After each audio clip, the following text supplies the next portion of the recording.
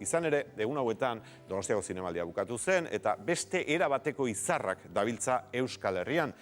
Ezagutzaren kongresua edo Passion for Knowledge, Quantum 13 festa, esan dezagun. Izan ere, zientziarekin eta ikerkuntzarekin festa antolatu dutelako. Pedro Miguel Etxenikek zuzentzen du Donostia International Physics Center, eta ekimen honekin lortu nahi dutena goi mailako zientzialariak eta ikasleak elkarrekin jartzea, eta zientziak eta ikerkuntzak zenbaterainoko garrantzia duten hori erakustea. Ilaski Serrano, arratsaldeon. Arratsaldeon dan hori.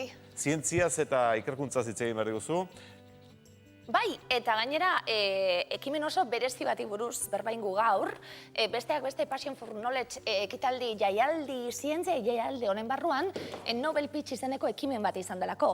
Eta ideia da gitxi gora bera. Imaginatzen zuek, zuen zereginien, etxien zauzena, zeuen zereginien, mundu mailan aditua den baten bategaz, topo itzen zu, esate baterako igogailu baten. Zelan azaldu, pertsona horreri, nor zaran eta zerra itzen zuen, 2 minututan. Jaime, Oprah Winfreygaz batzen zara igogailu baten, da nola azaldu nor zaran eta zer da nahidean. Tira, bani, bakizu ze hitzontzia ze berbalapiko naizen, eta ezingo nioke igogailuan azaldu, beraz, galdetu egingo nioke. Hori da, itasuna eduki behar dalako laburtzeko, tondo azaltzeko, 2 minututan eta enpresetan eta egiten da, elevator pitchin esaten dana, hori igogailuko idei hori bazelan laburtu nor zaran eta zer egiten duzun, eta atzo, gitxi gora bera, hori zan Nobel Pitch honegaz lortu nahi izena, ikertzaileek eta 4 Nobel sari, bata bestien aurrien jarrita, eta ikertzaileek hasi ziren euren lana zein den azaltzen, era honetara bertan testigo izan ginen. Plazerra izan zen egin izan.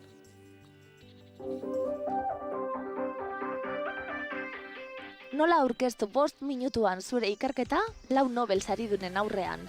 Egunotan, Passion for Knowledge jaialdia dela eta Nobel Pitch ekitaldia izan zen atzo Donostiako Nanogunean. Hau bezalako aholkulariak aurkitzea eta ez da bat ere erreza, eta oso oportunidadona da bereientzat. 16 ikertzaile izan ziren, euren artean Jon Herrea fisikan doktorea eta Parisko Pierre eta Marie Curie Unibertsitateko ikerlaria. Egin barezu sintesi esportzu oso handi bat, aurkezteko zure gaia erakargarri bezala eta zure ideia oso orokorrak azaldu behar dituzu. Hortan, sintesi lan hori inbarrezu 5 minututan azaldu dezazun, eta eurek nolabait uler dezaten zeintzuk dira zure helburuak, eta ea zerbait daukaten aipatzeko helburu horien inguruan.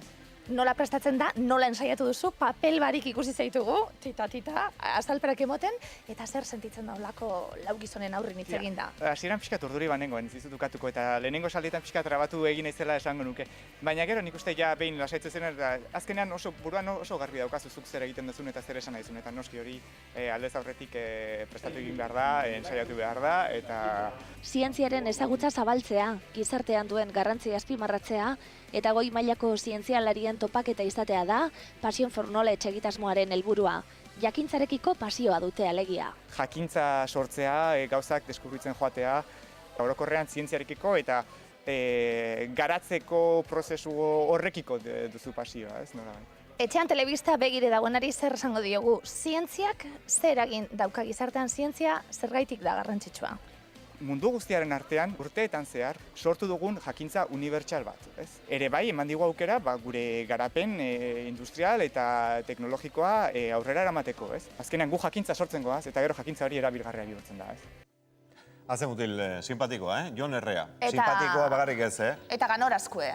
Eta ganorazkoe, 16 ikertzaile egon ziren, ikusi zuen Jon Herrea euren artien, bera fizikaria da ikertzaile dabil Parisen, Jaurlaritzako beka bategaz, eta berak atomuen vibrazioa aztertzen dau, entzun genuen beran itzaldiz ez, itzaldi edo egon ziren bat abestin atzitik eta 3 oso zorik entzuteko aukera izan gendun, eta berak, olako etorkizuneko ordenagailu bat buruzko aurkezpena izauen, eta zelan atomuek joten dauen, vibrazioa azten dan, dana olako ingles oso txukun baten danak, eta egiz ezan, giruek sekulako inbidize moten zauen, han ikusten zuie jente gaztie, jente jantzize, 4 Nobel saridun bebai ikusten, pena bakarra ezkinela eurekaz egon, baskaltzeko orduzalako eta danak autobus baten sartu ziren eta baskaltzen juzien, bai eurek esan da oso gustora dauzela Donostin, Victoria Eugenia antzokizen inaugurazio zanien bete-betete egon zan, esan bebai arratsaldero Victoria Eugenia nitzen dabilako konferentzi publikoek nahi dagoen azuteko atiek zabalita hauzela, eta ekimin ezberdinen artien, behiz esan